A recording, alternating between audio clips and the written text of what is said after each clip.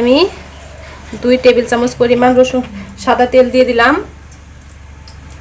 এখানে আপনারা ইচ্ছা করলে অলিভ অয়েলটাও, খাবারের যে অলিভ অয়েল তেলটা আছে ওইটা ব্যবহার করতে পারবেন।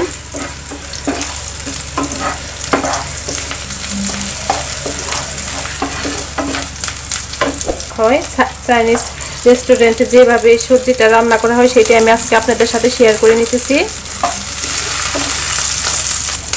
এখানে আমি যে দেখেন কয়েকটা পেঁয়াজ এইভাবে কিউব করে কাটা সেটা দিয়ে দিলাম। অল্প পরিমাণ দিয়ে দিচ্ছি, আমি লাস্টে আরও কিছু দিয়ে দিব। পেঁয়াজ কিউব করে কেটে রাখা।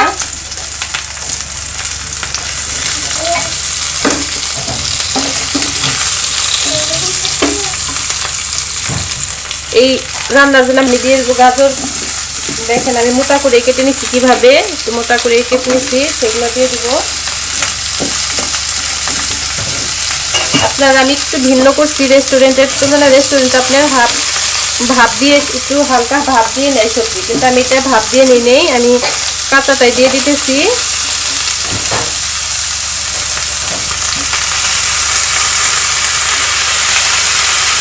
ফুলকপি আর দিয়ে দিব এখানে আমি পাতাকপি দিতেছি।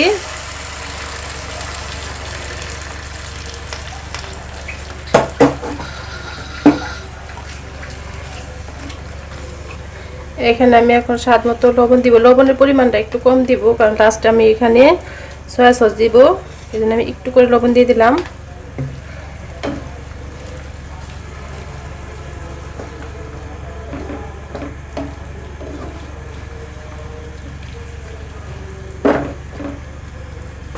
আমি 1 চামচ পরিমাণ সাদা গোলমরিচের গুঁড়াটা না করে আমি একটু বেটে দিলাম, কারণ আমার এখন এই গুঁড়াটা ফুরিয়ে গেছে, এই জন্য আমি কিন্তু সাদা গোলমরিচের আপনারা গুঁড়াটা দিয়ে দিবেন।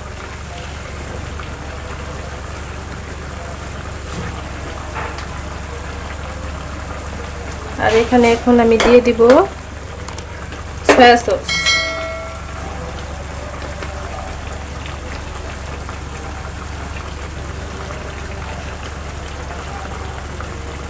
এক চামচ পরিমাণ সয়া সস দিয়ে দিলাম।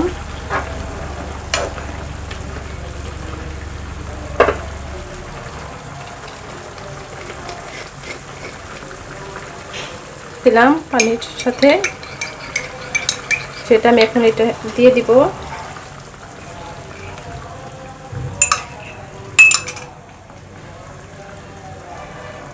অবশিষ্ট যে আরও কিছু আমি পেঁয়াজের কিউব করে কেটে রাখছিলাম সেটা দিয়ে দিব।